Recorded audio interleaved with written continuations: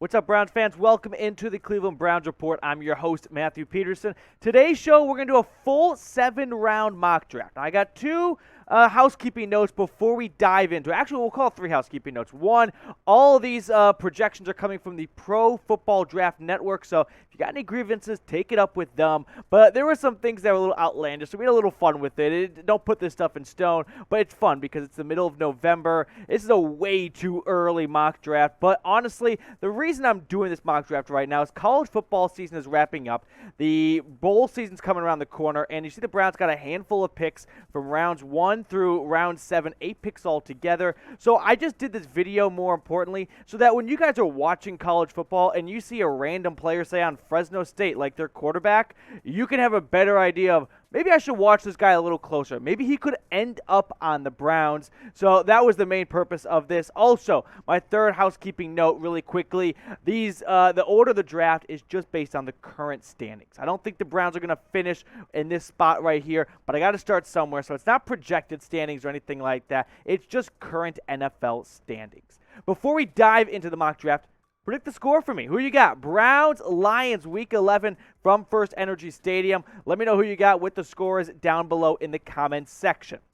So the draft order looks like this as it stands right now after Week 10. Detroit's got pick number 1. I don't think that's going to change. And shout out to the Jags. Look at them getting away from the top of the board only at 4. Then you move on to picks 5 through 8 here. And the G-Men, they've got 2 picks right now because of Chicago's pick at 8. We keep moving along. 9 through 12 sees the Eagles. And the Eagles have a bunch of first-round picks. The Dolphins, they get that pick from the Trey Lance trade last year. And now we land on the Cleveland Browns at number 16. Based on current NFL standings after 10 weeks of play, and with Cleveland at 5-5. So without further ado, at number 16, the Cleveland Browns select Jordan Davis, defensive tackle out of the University of Georgia. The Browns, they need help on the interior defensive line. If you want a good measuring stick of a team's position group, ask yourself, would you want someone at that position group's jersey for Christmas? I love Malik, McDowell, Malik Jackson so far. Don't know if I want their jersey. So for me, I like the idea of adding into that interior defensive line. Helps Myles Garrett out a ton as well. He draws a ton of attention, double teams, chips. When you get a big guy in the middle, those guards and tackles, they've got to kind of readjust their focus a little bit on the inside as well. And most importantly, we'll show a picture in a moment, but he looks like a man playing with boys. But let's look at who else was picked around Jordan Davis to give you a scope of, at least right now, who to expect in that area. The Jets go running back early in this mock draft. Personally, I don't like picking running backs in the first round whatsoever, but the Jets are the Jets, so don't put it past them to make a dumb decision. But I've got Davis right there at 16, crowded around some other SEC talent. But look what Davis has done so far this season for the Bulldogs. Look at the picture. That is not a misprint. Look how much bigger he is than that poor Razorback quarterback right now. He's got 2 sacks on the season, 9 QB hits. It's a running back. He is simply a man playing with boys. Would love to see him in a Browns jersey because look at the help he could provide this defensive line. Again, I like McDowell. That's a great pickup by GM Andrew Berry. Looks like his career is washed. It's been resurrected so far. I like McJackson, but I do think this is an area where the Browns could improve. So I've got Davis as my first pick in this mock draft. I know some Browns fans are looking for a replacement for OBJ. I'm a big believer in you pick the best talent available when you don't have a huge need. The Browns, they got to sharpen the edges and fill a couple holes, but they don't have a major leak on this team. So that's why I went Davis right there at 16. But who do you think the Browns' biggest need is? Is it wide receiver?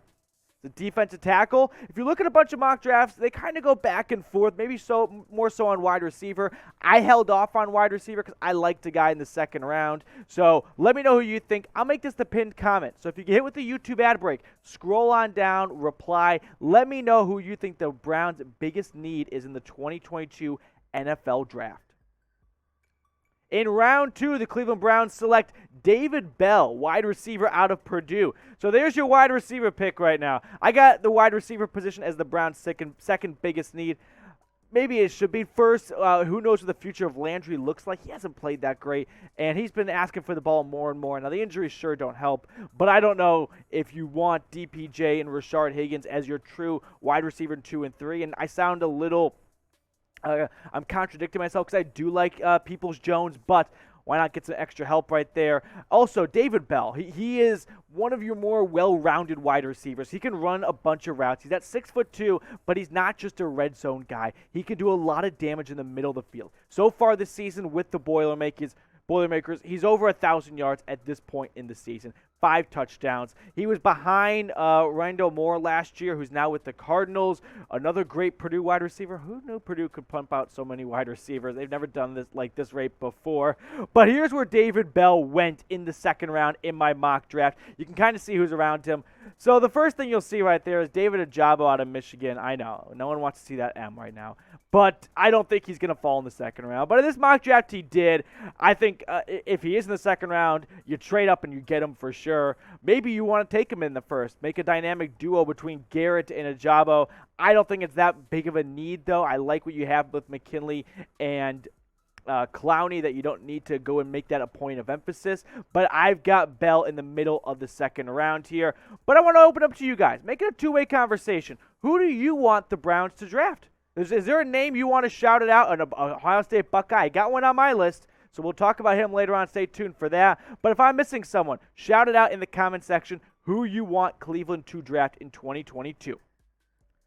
Up third in this round draft, it is Jake Ferguson, the tight end out of Wisconsin. I think the David Njoku and Austin Hooper experiment is coming to a close. Njoku has been a bit of a bust, frankly, as a first-round talent, okay? Austin Hooper's been a bit of a bust in terms of how much money he got paid. They're still fine tight ends. Both statements can be true. But I think we can all agree things have not worked out like they would have hoped for.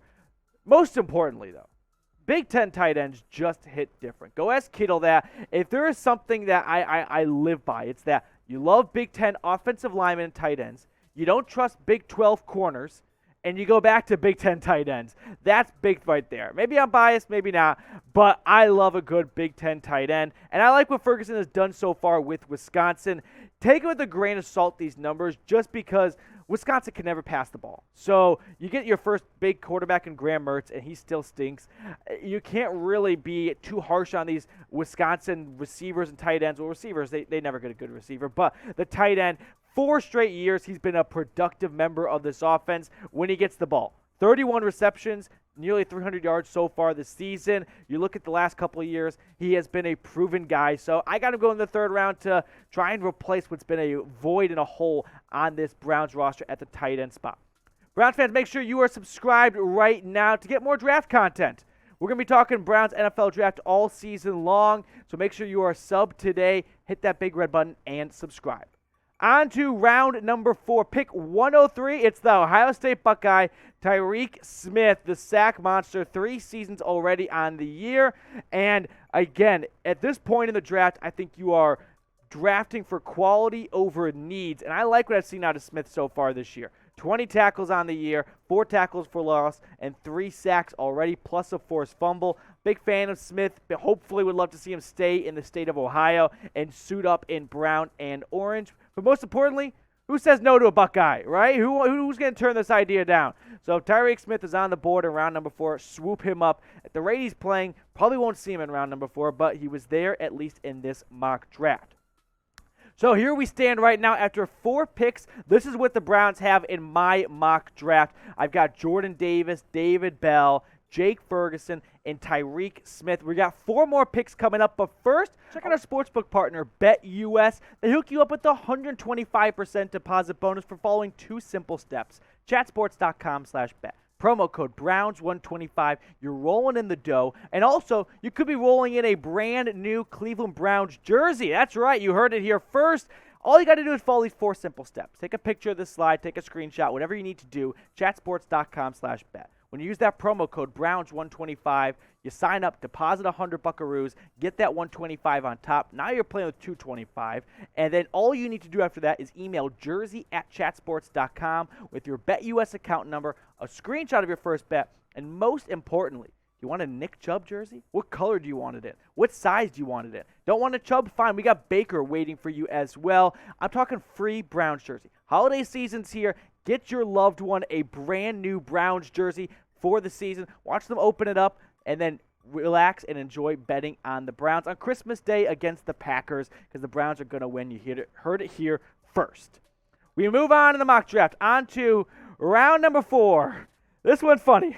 Jameson Williams. I think this was just an oversight on the computer glitch, but he fell to me, and I had to take him. So right now, Mel Kiper in his 2022 NFL Draft Big Board, he's got Jameson Williams as his 11th overall talent prospect on the big board. This would be a dream, but it's not happening. Jameson Williams is not falling to the 4th round. If he falls to the 2nd or 3rd, if he falls that far, 2nd round, you get him there. He's most likely a 1st round talent. But I do think this does at least bring up the conversation of adding extra wide receiver talent right now, which the Browns need. So if he's there at 4, you absolutely jump on him. Don't expect him there, though. It's a little, a little happy surprise here halfway through the mock draft. Also, if you're not already, make sure you predict the score. Browns, Lions, get in the comment section right now. Let me know how much you got Cleveland winning by. They're 10-point favorites over on BetUS. If you want to gas that, I'll leave it up to you. But make sure you predict the score right now. That way, if you hit it and you're right, you feel like a genius. So going back to the wide receiver talk, though, here's how the depth chart currently stands in Cleveland with no more OBJ, and it's just a room that needs to be improved. I don't think it's a bad wide receiver room, but I do think it has some issues in terms of Landry's age and injuries. DPJ and Higgins, they are great what they are right there. 2, 3/4. They all bumped up with no OBJ, but I think this is a room that needs to be improved in the offseason. If you're not moving forward, you're moving backward. And if they stay as put, I think that's moving backward. Round number 5, I'm going with a Tennessee Volunteer, Cade Mays. At this point in the draft, I'm a big believer. Like I've said before, you are drafting for quality, okay? You are not taking needs. Do the Cleveland Browns need help on the offensive line? No. But if you see quality in the 5th round, you're going to take it because you're not going to find starters most likely. So you go up on flyers. You take guys you think could be projects. Maybe one day there's something. And most importantly, knock on wood, you never hope for injuries. But if injuries happen, you're going to be happy that you have some extra depth and quality depth as well. You draft quality in day 3 of the draft. You don't draft for needs, in my opinion.